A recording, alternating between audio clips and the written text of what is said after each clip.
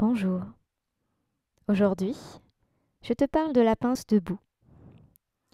Uttanasana. Uttanasana, on l'attrape avec les pieds joints, les pieds à l'écartement naturel, comme avec ce petit saut, les pieds à l'écartement des hanches, du bassin. Idéalement plutôt les hanches.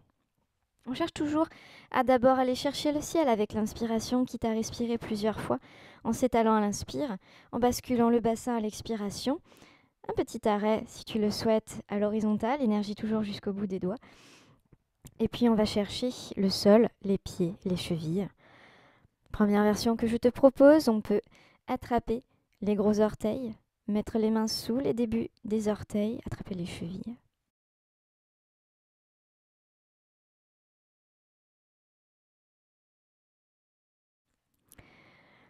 C'est pas forcément très stable, n'hésite pas à mettre les doigts dessous. Donc on peut soit aller chercher le rapprochement, la flexion de la hanche, comme je suis en train de le faire en attrapant mes chevilles, les coudes sur les côtés, soit chercher à étaler le dos. Je vais te montrer plusieurs variantes. Il y en a des milliers ou presque de cette posture selon ce qu'on fait comme respiration, la façon dont on met les pieds ou on met les mains. On démarre toujours en Anjali Mudra, on respire. On va toujours chercher le ciel, énergie vraiment jusqu'au bout des doigts. Laisse ton corps chercher avec l'inspiration à s'étaler. On repousse le sol.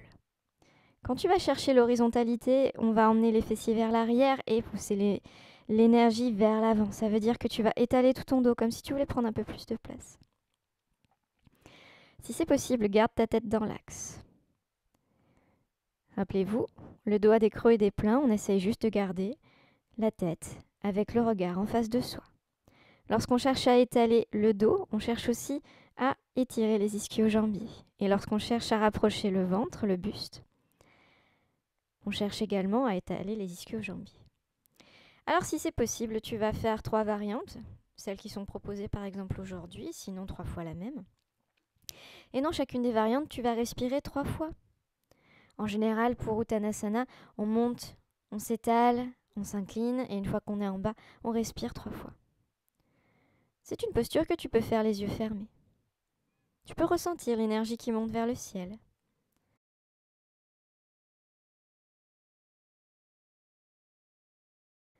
Tu peux ressentir à l'expiration, comme quand on fait la salutation au soleil, l'envie d'abord de basculer à l'arrière avant de basculer à l'avant.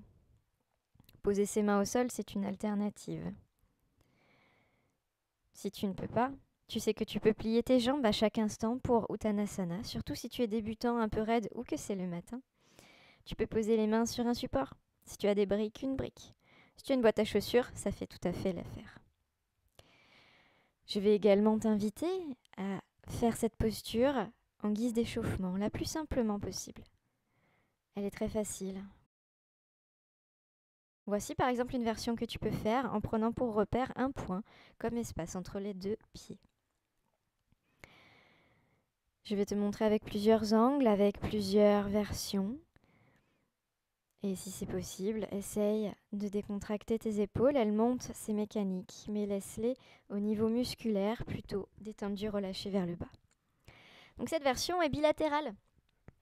On attrape d'abord une jambe, et puis on fera l'autre, et puis on fera les deux. Et pour les deux, il y a une petite nuance très importante.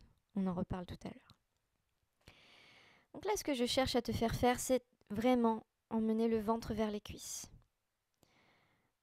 Tout le reste du corps est détendu, relâché. Il n'y a pas de pause à l'aller lorsque tu vas chercher ta jambe.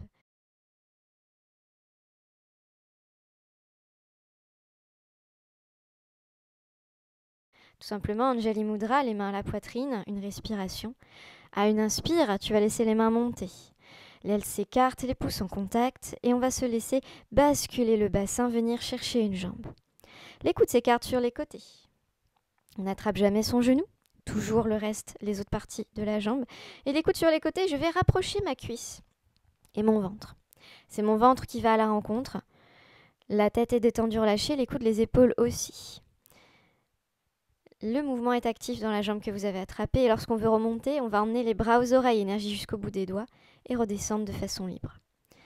La façon dont je descends en posant les mains face à moi le long de mes deux hémicorps, c'est pour lisser des énergies. Et en faisant Uttanasana, vous allez travailler les énergies de l'hiver. La pince debout, c'est un retour sur soi. On emmène le ventre contre les cuisses. On étale le dos, on étire, on contracte certains muscles, puisqu'ils fonctionnent par deux, en général en synergie. Ils sont coordonnés. Et donc vous allez travailler sur l'énergie des reins et de la vessie, les reins qui vont se sentir détendus, relâchés, et la vessie qui tout bêtement aura le massage de la flexion. Lorsque vous remontez après avoir fait les deux mains, vous allez remonter tout chamallow, les bras décontractés. C'est important. Et voici le petit détail dont nous avons parlé ensemble. Les côtés séparés sont actifs lorsque vous descendez et que vous remontez. Mais attention, quand on fait les deux côtés, j'insiste, vos bras sont bien à l'arrière, plaqués contre votre mollet. On peut plier les jambes. Uttanasana, on peut toujours plier les jambes. C'est ventre-cuisse, tête décontractée, épaules décontractées.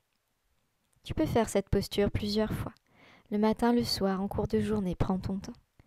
Respire 3 fois, fais des cycles de 3.